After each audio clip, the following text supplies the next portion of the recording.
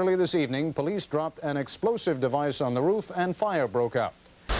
Talk does not necessarily mean recognition, but it certainly means human regard. Boy, the way Glenn Miller played. Songs that made the hit parade. Ladies and gentlemen, I'd planned to speak to you tonight to report on the State of the Union. But the events of earlier today have led me to change those plans. How can you expect black people to have faith in the democratic process? If you want us to have faith in the democratic process, make it work. Welcome to Archival. I'm your host, Juanita Tolliver, and one thing that I noticed myself doing more and more lately is that I've been recording a lot of TV. I'm not talking about setting my television to record a show or a game or anything like that. I mean, literally standing in front of my television with my phone in hand, recording what was airing. I did that when Don Lemon sat down with Jimmy Fallon and talked about how he was treated by FBI agents after he was arrested overnight on January 29th. I did it again when I saw the start of the Walk for Peace by the monks who went on a 2,300-mile journey across the country. And I definitely did it when Benito Antonio Martinez Ocasio brought the richness of Latino culture, history, and music to the world during Super Bowl 60 on February 8th. This was history. It was fresh archives. And what we are witnessing and experiencing deserves to have every detail, musical note, illegal action documented from every angle, no less. So that's what I did. And as I repeatedly stood in front of the TV screen capturing these moments, my mind jumped back to two places. First was my visit to the Photography and the Black Arts Movement 1955 through 1985 exhibit that was on display at the National Gallery of Art. While I was perusing the exhibit, a series of seemingly pedestrian images stopped me in my tracks. The first one was a photo of a floor model TV on which James Baldwin was being interviewed at the March on Washington in August 1963.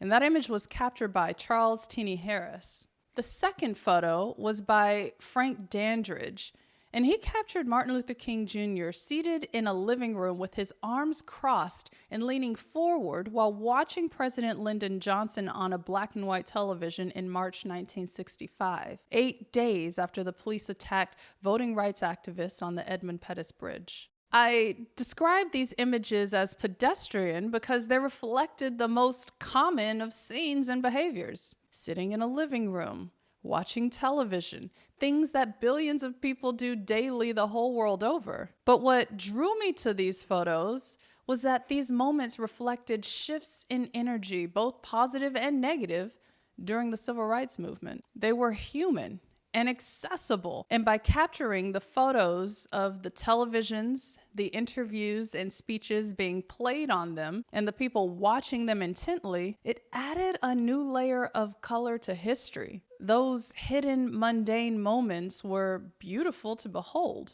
After reflecting on the exhibit, the second place that my mind went was to the Black woman who recorded hundreds of thousands of hours of television on more than 70,000 tapes and created an archival record of local and national television that spanned more than 3 decades. She was Marion Marguerite Stokes, and she was a visionary. This is Archival.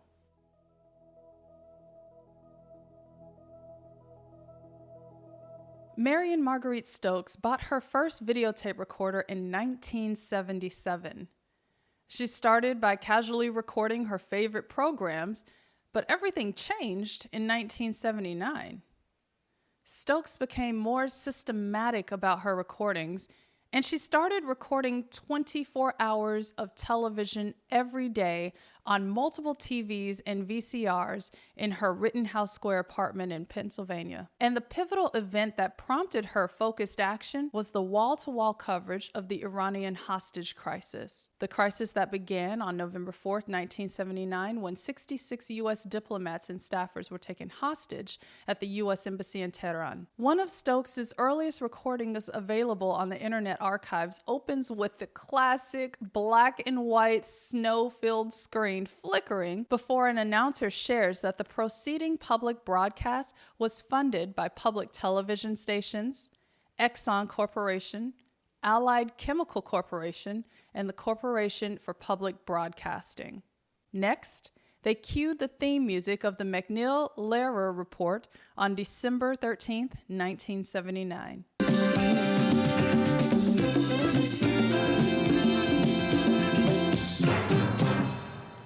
It was a public broadcast station, and it was straight news.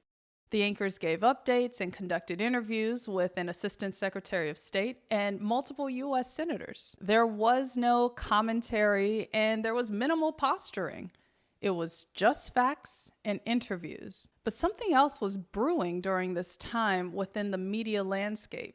Outside of the traditional televised news programming through local news stations and national evening shows by the Big Three, ABC, NBC, and CBS, the volume of information and the national attention and focus on the Iranian hostage crisis expanded coverage, rather exploded coverage, and the 24-hour news cycle was in development. By March 1980, ABC launched Nightline, and in June 1980, Ted Turner and Reese Schoenfeld launched CNN, the first 24-hour cable news network. And as the TV landscape expanded, so did Marion Stokes' recording operation. According to the 2019 documentary about Stokes entitled Recorder, The Marion Stokes Project, at one point, she had up to 8 TVs and video recorders playing and recording simultaneously on multiple channels. Her archives expand across coverage of the MOVE bombing in Philadelphia in May 1985, when local police dropped an improvised bomb on row houses occupied by members of the group. Just before dawn today, police surrounded MOVE headquarters and ordered the occupants out. They refused, and during the day, the violence escalated. With an estimated 10 to 15 adults and children inside the house, shots were exchanged. Literally thousands of shots. The house was bombarded with tear gas and water cannon. Then, early this evening, police dropped an explosive device on the roof and fire broke out. As Michael Connor reports, Mayor Wilson Good of Philadelphia says there was no alternative. She also captured Reagan's national address after the Challenger explosion, coverage of the Columbine shooting, and September 11th. And her range wasn't just the news, because there were multiple marathon episodes of All in the Family and Phil Donahue's talk show. Watching this footage was overwhelming, primarily because of the sheer volume of video footage available. There was something eerie about seeing and hearing people who have long since passed away, and seeing fragments of history that, for the most part, I only studied. Like the clips of the freedom trains that went from Czechoslovakia to Western Germany in footage from October 4th, 1989, merely 1 month before the fall of the Berlin Wall. There was also a clip of Jesse Jackson calling for viewers to see the humanity of Palestinians and demanding more dialogue back in 1979. Those recordings were wedged in between something like this.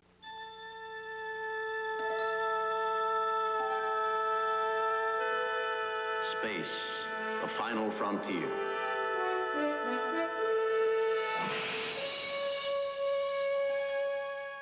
Yep, that was Star Trek from May 1980. These archives are an emotional roller coaster because I legit went from thinking, why are we merely repeating history with escalating levels of violence, to, holy shit, this is cool. I can't imagine what people were feeling when they saw Star Trek. And considering how the television landscape evolved from 1979 when Marion Stokes started her systematic recordings to 2012 when she passed away, the sensory overload had to exist.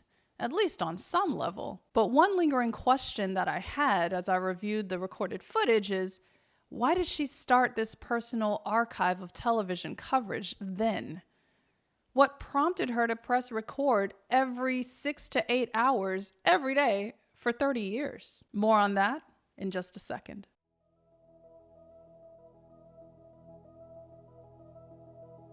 To even begin to understand why Marion Stokes pressed record every day for 30 plus years, we have to explore who she was at a human level. She was someone who experienced instability as a child, moving from family to family after her mother gave her up for adoption when she was born in 1929. She was also a person who valued access to information. As a young adult, Marion started working as a librarian for the Free Library of Philadelphia, and worked at 4 different city libraries during her nearly 20-year tenure. Concurrently, she was an organizer and activist for the Fair Play for Cuba Committee, an organization that was committed to, quote, neutralizing the distorted American press on Cuban affairs. At least, that was according to records maintained in the FBI archives. Yep.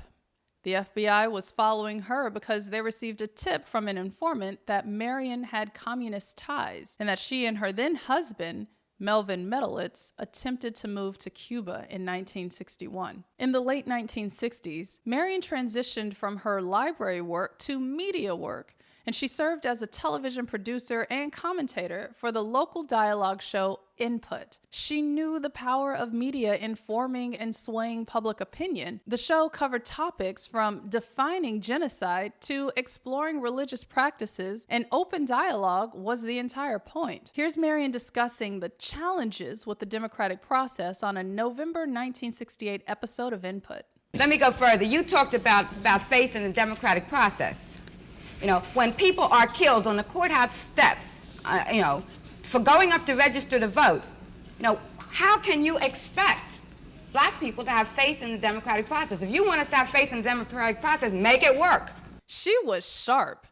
She was clear, and more than anything, she was unrelenting. It's also likely that she was one of very few black people, and black women specifically, offering such a firm opinion on television in 1968. It's refreshing to consider the impact of her voice, especially in Philadelphia at the time. Plus, her conviction and understanding of the media was likely a driver for her television archives project. As a librarian and television producer, she knew that information, how it was presented, and how the masses could access it were essential to general civic health and public awareness, especially with the expanding television landscape. Documenting it all was her next move as an activist and an archivist. Here's how her son, Michael Medelitz, described her motivations during an interview with the BBC in November 2023. She really felt that preserving the 24-hour news cycle would, if people had access to that information, would enable people to make better decisions about politics and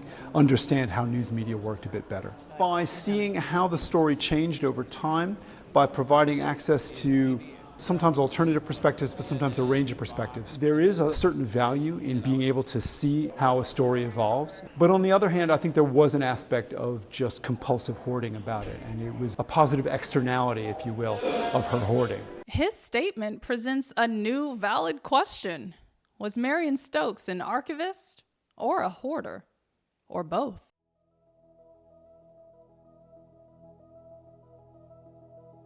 In the 2019 documentary Recorder, The Marion Stokes Project, Michael Medelitz detailed how difficult it was to walk through his mother's upscale apartment in Rittenhouse Square. There were thousands of books, newspapers, and videotapes stacked up against the walls. People would have to walk through narrow paths in order to be able to move from room to room. Plus, Marion stored the backlogs of tapes at her other apartments and properties between Philadelphia and Boston. So yeah, there's an explicit hoarder vibe here, and it existed alongside Marion's ability to identify and track trends in media and information technology. In addition to hoarding books and tapes and newspapers, or creating her own library, if you will, Marion also purchased multiples of every single Macintosh and Apple product that hit the market. According to the Recorder documentary, she also bought Apple stock at $7 per share and encouraged her entire family to invest.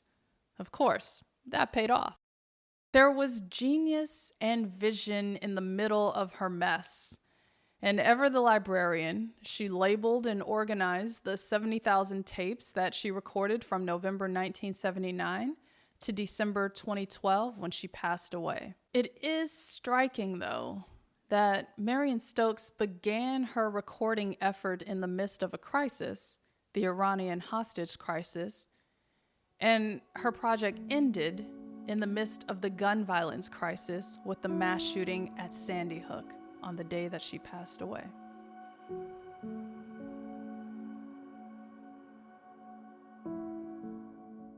After Marion Stokes died, her son Michael did his best to find a home for her 70,000 plus tapes. He knew there was value in his mother's personal television archives, and he wanted to hand the tapes over to an organization that understood their worth. And in 2013, the nonprofit Internet Archive acquired the 71,716 videotapes that Marion Stokes had recorded and shipped them across the country in 4 shipping containers to begin the digital archiving process. In a 2019 interview, Roger McDonald, the director of the television archives at the Internet Archive, shared that the goal is, quote, bold and ambitious, universal access to all knowledge. And the organization is deep into the digitization process, but they have hit a snag or two along the way because they had to search for Betamax players in order to convert the earliest footage in Marion Stokes' collection. See, they have to play every single tape in order to digitize the footage, and getting their hands on multiple Betamax players has been a task since 2013. Still, as they have been digitizing the footage, they've added the videos to their website where they are available for everyone to access for free. You can even download them. If you're interested in looking through the Marion Stokes archives, I've put the link to the Internet Archive records in the show notes.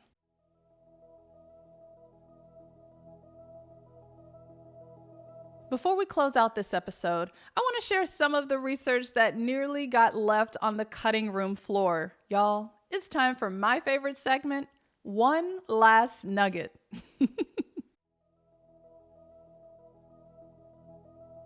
While researching this episode, I quickly realized that in between all of the news clips and the All in the Family marathons, the videos featured some of the wildest commercials I have ever seen. The visual concepts, the jingles, and even the actors who were cast prompted so many questions for me. Maybe they were simply products of their time, but these ads truly caught me off guard. For example, there was the Band-Aid ad featuring an older man smoking a stogie in a bubble bath. Band-Aid sticks where it's supposed to, but it doesn't stick where it's not supposed to.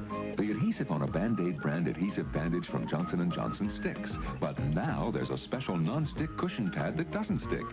Okay, on one front, I was confused about this new Band-Aid that doesn't stick where it's not supposed to, i.e. over a person's open wound, because what in the world was Band-Aid selling to people before this non-stick cushion pad? Also, I just need to know who on the Band-Aid's ad team decided that the best setting for this commercial was a bathtub. Why? I genuinely don't get it. Another ad was full of vibrant animations with people flying around in rainbow colors shooting out of their feet. But it was for Bubblicious bubblegum. The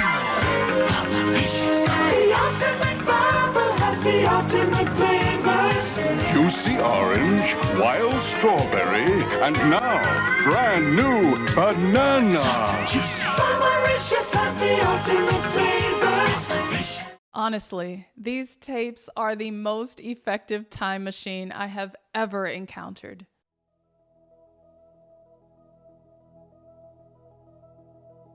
Thank you for listening to Archival. I can't wait for the Internet Archive to complete their work digitizing every single video that Marion Stokes recorded, and I'm grateful that she had the wherewithal and commitment to record every single day for 30 years with a team of assistants supporting her. Not only did she document television history, she is Black history. And I hope you take a moment to explore her archives and watch the 2019 documentary, Recorder, the Marion Stokes Project. If she were alive today, I'm sure she'd have far more issues with the level of misinformation and the harmful use of AI that we're experiencing right now.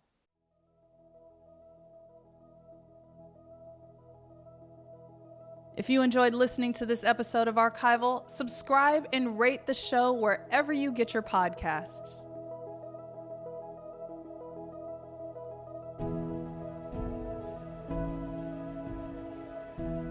Archival is a production of J. Tolliver Media, LLC.